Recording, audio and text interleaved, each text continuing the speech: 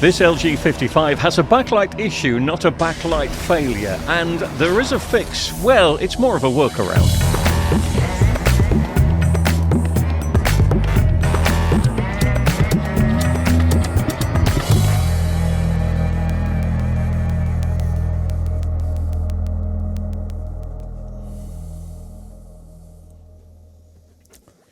.30 on a... Oh, good God, I've got no idea what night it is. I think it's Tuesday, but it may be Wednesday. Yes, it may be Wednesday. I don't know. Anyway, it doesn't matter. It's planet Earth and it's 2025. That's all you need to know. I'm just coming back to this TV. This is a TV that we did a diagnosis on, but it's caused a lot of confusion. And a lot of people have been emailing me, which is always nice. I like people when they email me saying... that they've got this TV or they've had problems with these TVs, and it's definitely the backlights. So let me just switch on and show you what we've got. What we got a lot. I'll switch off. And there you can see the right-hand side of the TV, even though it's technically the left-hand side.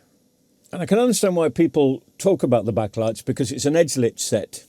And there's a strip there, which is working perfectly, but there's a strip there. But if you remember, we took the screen out, because I originally thought it was backlights, and we went in to do a test. But if we swapped the backlight plugs over from left to right, it was exactly the same.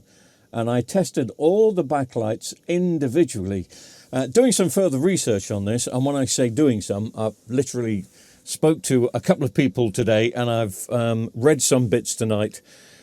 It is a common fault on this power supply, which is why the power supply was so expensive. I think we saw a power supply for, on eBay, there was a second-hand one. It was either £100 or it can't have been £200, but that's second-hand. New power supplies to these from LG, which is the one I'm thinking of going for, and I'm recommending the customer go for, if he wants to get it repaired, is 140 plus VAT. So again, but you've got to put a new one in, because the old ones, the old revision, have got a problem with the backlight circuit and the backlight driver. It's no good putting a new backlight driver in, because those drivers, it's happened on some 55 Vestels, it's got the same backlight driver in. It's causing the same issue. So it's definitely not a backlight issue, and I'm here to prove it, because I ordered a load of those LED inverter drivers, which really help sort out problems like this. And just by coincidence, and I'm going to switch the lights back on, I've had several problems like this over the... okay, I've had 3 or 4 in the last couple of months, but you know, that's several.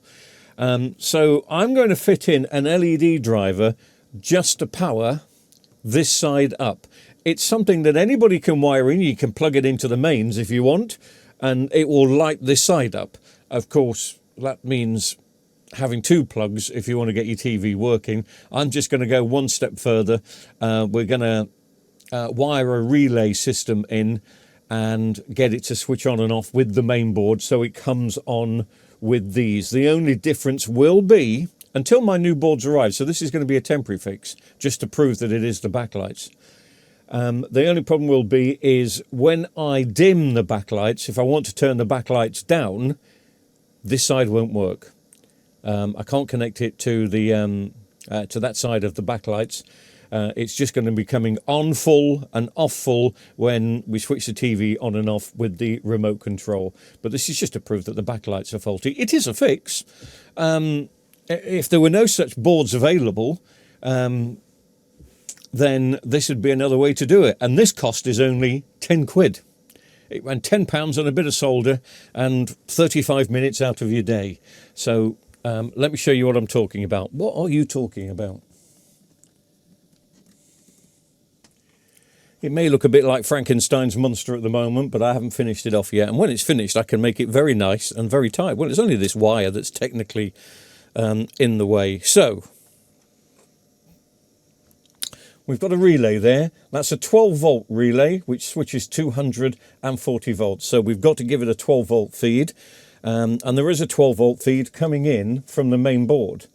So as soon as we turn on the remote control, it will turn on that main board over there, which will feed the 12 volts. The 12 volts is fed using this wire here, and the ground is fed just using a link over there. Again, this is just a temporary fix. There's no way I would leave that in there full time, but you could do it if you wanted to. This could be a full-time fix, a proper fix. And as I say, it's the cost of, well, I did say £10. These drivers are £10. I got this relay I stole from one of my old LG OLED boards.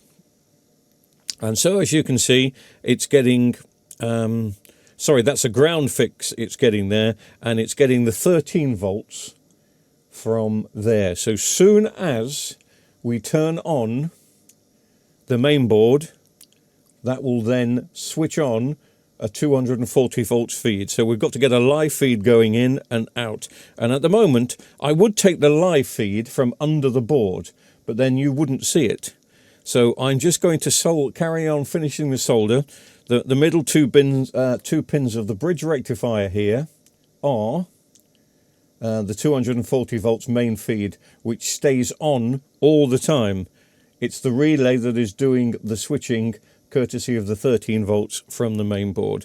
So let me just finish soldering that bit on there, and then that is going to light up this side, because I've turned the TV this way around now, and that's the side. No, that's not right, is it? Which side was coming on? This side was coming on. It's that side which is not working. So yes, it will light that side. I knew I'd get it right eventually. So just let me finish this job off for protection purposes while I was speaking. Because I was speaking, you know.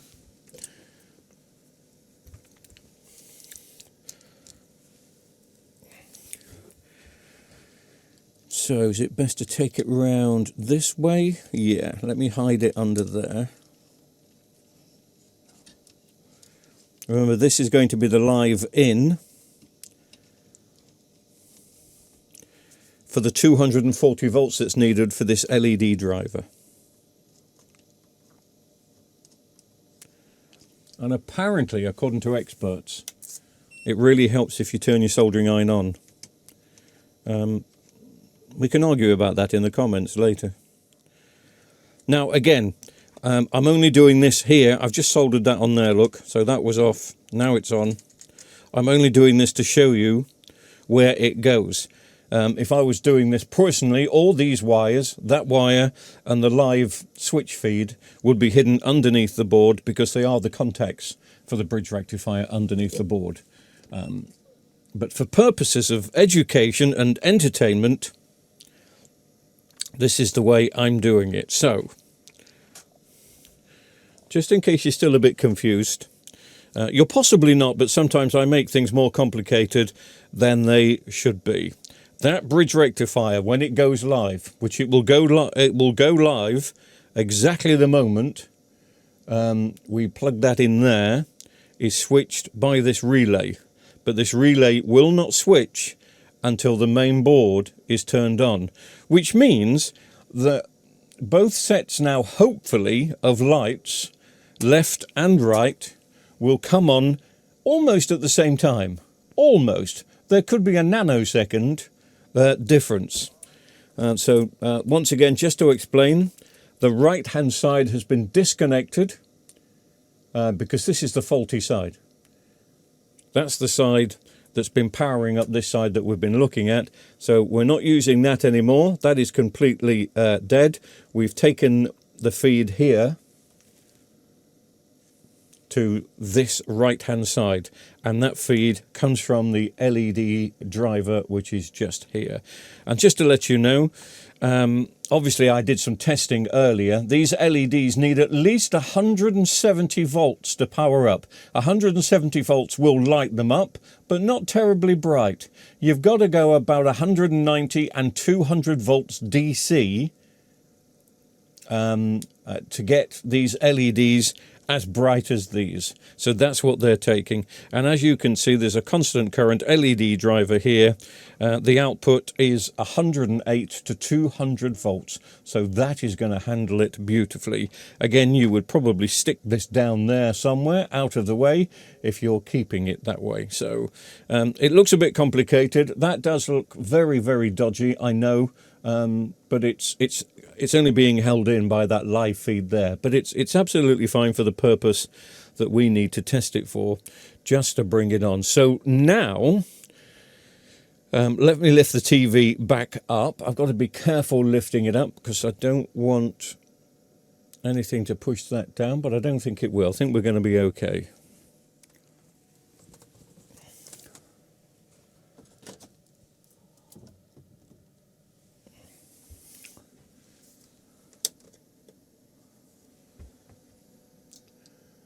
Just swing it round a bit.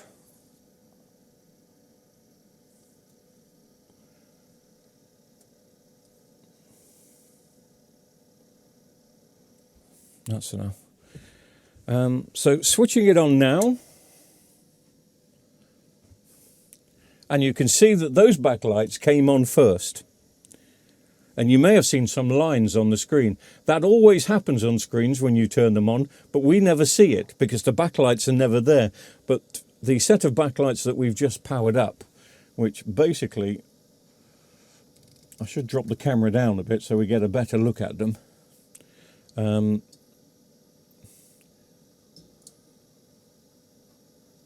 There we go. Because I want you to see those little lines on screen. Whenever a screen is powering up, it is full of little lines and twitches and glitches, which you don't see.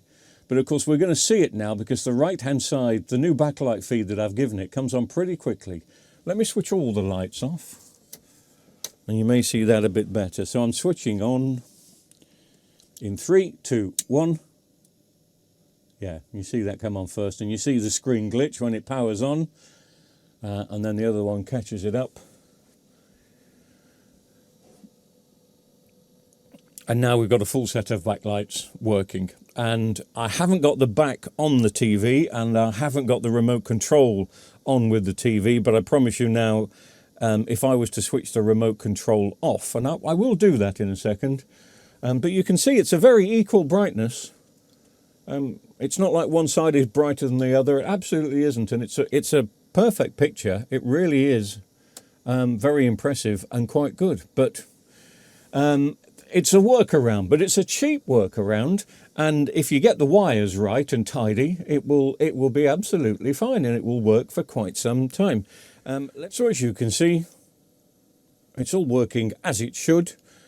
This could be classed as a fix. You've just got to make sure you tidy those wires up. I'm not using this as a fix because I've ordered a board from LG to get it working correctly. But this is the way I'm doing it. Is a very expensive way of getting the TV up and running. But I can only do that if I'm going to put a warranty on the TV.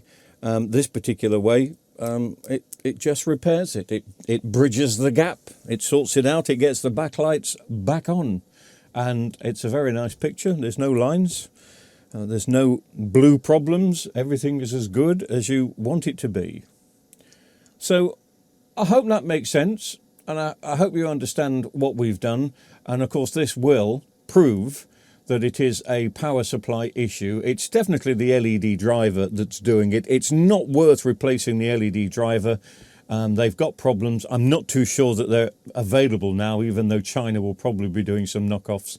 And it's not worth me going down that route because I want to put a warranty on this.